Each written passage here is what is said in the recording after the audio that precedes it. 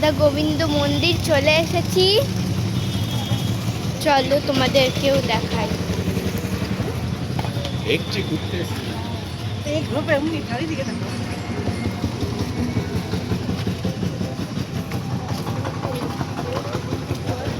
এটা হচ্ছে ওই মন্দির।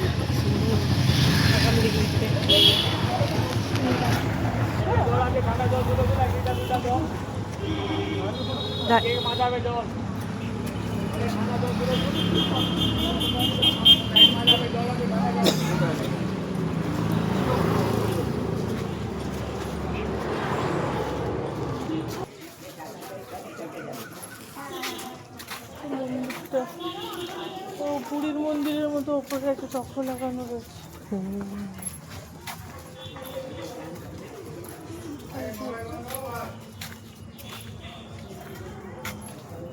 মোবাইল বন্ধ করতে হবে।